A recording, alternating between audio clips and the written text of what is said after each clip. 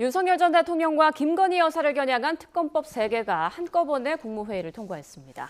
이르면 다음 달 초에 수사가 본격적으로 시작될 전망입니다. 법조팀 김영수 기자와 함께 관련 내용 짚어보겠습니다. 안녕하십니까? 네, 안녕하세요. 네, 자 먼저 특검 규모부터 얘기해 보겠습니다. 수사팀에 투입되는 검사를 합하면 120명이나 된다고요? 네, 그렇습니다. 3개 특검을 모두 합하면 그렇게 됩니다. 각 특검마다 숫자가 조금씩 다른데요. 내란 특검은 파견 검사가 60명이고요. 김여사 특검은 40명, 최상병 특검은 20명입니다. 파견 검사만 이렇고요. 특별 검사보, 특별 수사관, 그리고 파견 공무원까지 하면 내란 특검의 경우 260명 정도 인력이 투입될 전망입니다. 초대형 특검이다라고 불러도 무방할 것 같습니다. 비교할 대상이 필요하죠. 이게 어느 정도 인원인지. 우리 정부 부처 가운데 좀 비교적 규모가 적은 곳을 꼽으라면 아마 여성가족부를 꼽을 수 있겠죠. 여성가족부 공무원 숫자를 보니까 장관을 포함해서 277명입니다. 그러니까 내란 특검만 놓고 봤을 때 거의 부처 하나를 새로 만드는 작업이라고 볼 수 있을 것 같습니다. 김여사 특검과 최상병 특검도 수사관 그리고 공무원까지 합하면 숫자는 더 늘어나게 됩니다. 우리가 비교적 익숙한 특검 수사하면 박근혜 전 대통령 때 최순실 국정농단 사건 다 기억하실 겁니다. 그거랑 비교해봐도 수사팀 규모가 얼마나 큰지 알 수 있습니다. 내란 특검의 경우 이 국정농단 특검 사건과 파견 검사만 비교했을 때 3배 정도 차이가 납니다. 네, 지금 수사 기간도 조금씩 차이가 있는 걸로 알고 있거든요. 그 부분도 조금 짚어주시죠. 네, 역시 아까 보여드렸던 그래픽을 통해 확인하시면 편한데요. 각각 기본적인 수사 기간이 90일 그리고 60일씩 있습니다. 여기에 30일씩 두 차례 연장을 할 수 있는데 처음 30일은 특검이 필요하다고 생각하면 국회와 대통령한테 보고만 하면 되고요. 두 번째 30일을 더 연장하려면 대통령의 승인까지 필요합니다. 여기에 준비 기간 20일까지 더해서 통상 수사 기간이라고 정리를 합니다. 내란 특검과 김여사 특검 같은 경우는 최장 170일까지 수사할 수 있게 되는 셈입니다. 특검 입장에선 이 기간을 최대한 잘 활용해서 꼼꼼하게 수사하려고 하겠죠. 그렇기 때문에 보장된 기간을 다 사용할 가능성이 높고요. 다만 지금 특검법 3개 대부분이 수사가 좀 진행되던 것들이라서 예상보다는 조금 빨리 마무리될 가능성도 배제할 수 없습니다. 네, 직접 수사기관만 봐도 넉 달 안팎 동안 이제 특검이 가동하게 되면 검사 120명이 이제 특검으로 가게 되는 거잖아요. 네. 검찰의 반응도 궁금한데요. 파견 검사만 놓고 보면 120명이라고 말씀드렸죠. 물론 이것도 특별 검사가 모두 필요하다고 생각해서 모두 다 요청을 할 경우이기는 합니다. 검찰 내부의 얘기를 그대로 전해드리면 이 정도가 한꺼번에 빠지면 검찰청 3개 정도가 3개 정도를 떼어내는 거랑 비슷하다라고 얘기를 합니다. 그 근거를 일선 검찰청을 예로 들어서 설명하는데 수원지검을 예로 들면요. 거기 검사가 한 80명 정도 있습니다. 근데 지휘부 빼고 그리고 수사를 좀 배워야 하는 초임 검사들 빼고 그리고 공판 그러니까 재판에 들어가서 재판을 진행하는 공판 검사들을 빼면 한 40명 정도로 추려진다고 합니다. 그런데 이 수원지검과 비슷한 규모가 서울 남부지검, 인천지검 이렇게 있는데 여기서 40명씩 뺀다고 하면 검찰청 3개가 사실상 모두 수사 인력을 내주게 되는 셈이 되는 거죠. 검찰은 이렇게 인식을 하고 있는 거고요. 검찰에서 여러 검찰청에서 검찰에서는 여러 검찰청에서 조금씩 이렇게 검사를 수급한다고 하더라도 수사에는 좀 영향이 있을 걸로 보고 있습니다. 특검에 좀 검찰 입장에서는 비판적일 수 있죠. 좀 내키지 않는 부분도 있을 텐데 그런 비판적인 시각을 좀 감안하더라도 아무래도 수사에는 조금 차질이 불가피할 걸로 보입니다. 자, 내란 혐의 재판 같은 경우에는 지금 진행 중이잖아요. 비화폰 서버 기록 같은 경우에는 경찰이 지금 수사를 진행하고 있지 않습니까? 네, 맞습니다. 윤석열 전 대통령 재판은 저희가 여러 차례 전해드렸죠. 6차 공판기일이 어제도 있었고요. 내란 우두머리 혐의로 먼저 기소가 됐고 직권남용 혐의까지 추가된 상황입니다. 말씀하신 대로 비화폰 서버를 경찰이 확보해서 지금 수사를 하고 있고 윤석열 전 대통령에게 소환까지 통보한 상황이죠. 특검 출범과 관련해서 이걸 수사와 재판 두 개로 분리해서 설명을 해드리면 일단 수사는 모두 특검이 흡수할 걸로 예상됩니다. 검찰과 경찰, 공수처 모두 마찬가지입니다. 특검의 요청이 있으면 수사 기록을 모두 제출하게 되어 있습니다.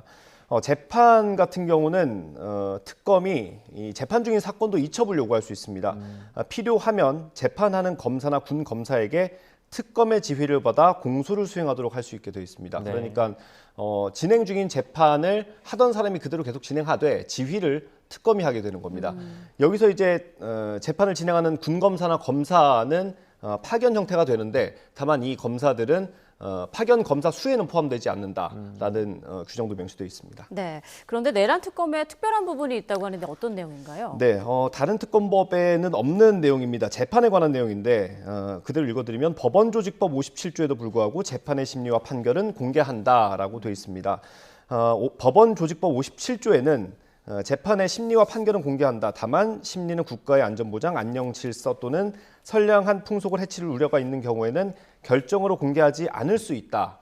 그러니까 법적으로 공개하지 않을 수 있는 심리를 특검법에는 공개하도록 규정을 해놓은 겁니다. 예. 또 다른 중요한 부분이 재판 중계에 대한 내용이 이 법안에 포함이 됐습니다.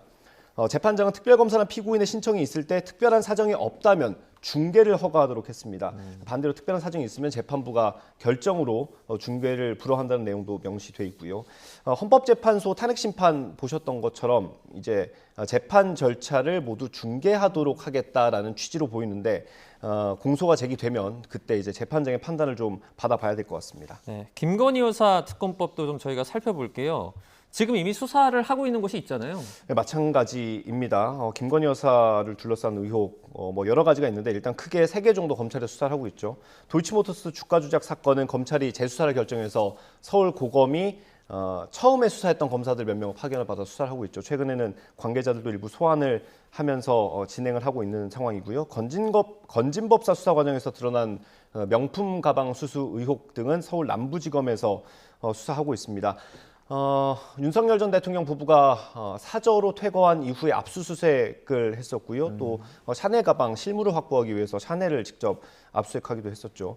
마지막 이제 정치 브로커 명태균 씨를 고리로 한 공천 개입 의혹 사건인데 이게 아마 좀 비교적 빠른 사건으로 볼 수 있습니다. 서울중앙지검에 전담팀이 있고 대선 전에 김건희 여사에 대한 소환 통보를 했었죠. 근데 김건희 여사는 대선에 영향을 줄 수 있다는 우려가 있다면서 출석하지 않았고요.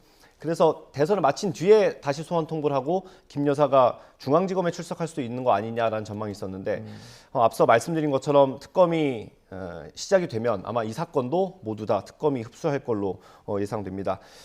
크진 않지만 하나 변수를 짚어보자면 특검법이 이제 국무회를 통과를 하긴 했지만 수사가 시작된 건 아니기 때문에 예. 검찰 입장에서 이 수사를 어느 정도 마무리하기 위해서 수사를 더 이어나갈 가능성, 그러니까 특검 출범 전에 더 수사할 가능성이 있기는 합니다. 하지만 이럴 경우 특검이 곧 시작되는데 왜 검찰이 사건을 더 수사하려고 하느냐? 뭐 예를 들어서 어떤 사건에 대해서 종국 결정을 했다면 너무 특검이 예정돼 있는데 월권 아니냐 이런 논란이 있을 수 있고요. 수사 받는 입장에서도 특검에 나갈 건데 굳이 검찰에 나갈 이유가 없지 않느냐라는 논리를 펼 수 있습니다. 그렇기 때문에 통상 이제 특검이 출범이 공식화가 되면 검찰은 자료를 정리하고 좀 넘겨줄 자료들을 미리 보완하는 그런 작업들을 한다고 합니다. 네.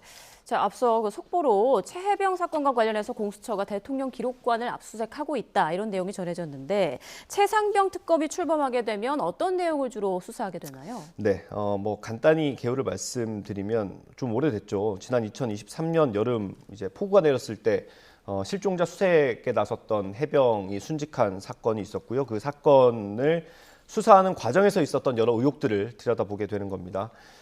당시 이 순직 사건을 수사하는 과정에서 외압이 있었던 것 아니냐라는 의혹이 있었고 그 외압의 중심에 윤석열 전 대통령의 경로가 있었다라는 의혹이 불거졌죠. 아마 이 부분을 특검은 집중적으로 들여다볼 것으로 보입니다. 그리고 이종섭 전 장관이 호주 대사로 임명되는 과정 이것도 아마 특검 수사 대상에 오를 걸로 보입니다. 네, 최상병 특검법에서도 조금 특별한 부분이 있다고 하면서요? 네, 그 특별검사의 권한에 대한 부분인데 모든 특검, 그러니까 오늘 설명드린 이 3가지 특검에는 같은 내용이 들어가 있습니다. 수사와 공소 제기 여부의 결정 및 공소 유지 권한이 특검한테 있습니다. 이건 공통된 거고요. 그런데 최상병 특검에는 공소 유지의 경우 재판이 진행 중인 사건에 대한 공소 취소 여부도 포함한다라고 되어 있습니다. 이게 왜 들어갔냐면 항명 혐의로 재판을 받고 있는 해병대 전 수사단장 있지 않습니까? 박정훈 대령, 박정훈 대령을 염두에 두고 포함한 겁니다. 공소 취소는 그런데 1심 판결이 있기 전에만 가능합니다. 근데 박정원 대령 1심에서 이미 무죄 판결을 받았죠. 그래서 법적으로 사실 공소 취소는 불가능해 보이고요. 다만 군 검찰이 항소를 취하하는 건 좀 가능성이 있어 보여서 이건 좀 들여다봐야 할 것 같습니다. 또 최상병 순직 사건을 수사하는 과정에서 외압이 있었다는 것과 박정원 대령이 항명을 했다는 건 사실 논리적으로 좀 양립할 수 없는 부분이기 때문에 이것에 대한 가치 판단, 특검의 판단, 국방부의 판단 이런 것도 나올 가능성을 배제할 수 없습니다. 네, 7월 초에, 그러니까 다음 달 초에는 특검이 시작될 것이다 이런 분석 나오는데 특검에 누가 임명될지도 관심입니다. 마지막으로 어떤 사람들이 거론되는지 좀 말해주시죠. 네, 특검 임명하는 절차를 간략하게 보면요, 국회 정당이 추천하고 대통령이 임명하는 구조입니다. 특검법에 따라 조금씩 표현이 다르긴 하지만 결국 민주당과 조국혁신당이 각각 한 명씩 추천하고요. 2명 가운데 1명을 이재명 대통령이 임명하게 되는 구조입니다. 최혜병 특검 같은 경우는 워낙 추진한 기간이 길었기 때문에 아마 각 당 내부적으로 거론되는 사람들은 있을 겁니다. 다만 아직 겉으로 누가 거론되는지 드러나는 건 없고요. 저희도 사실 이 부분을 알아보기 위해서 좀 여러 방면으로 알아보고 있는데 아직은 이름을 듣지는 못했습니다. 예. 네. 알겠습니다. 지금까지 법조팀 김영수 기자와 함께 세계 특검에 대해서 좀 짚어봤습니다. 고맙습니다. 네, 고맙습니다.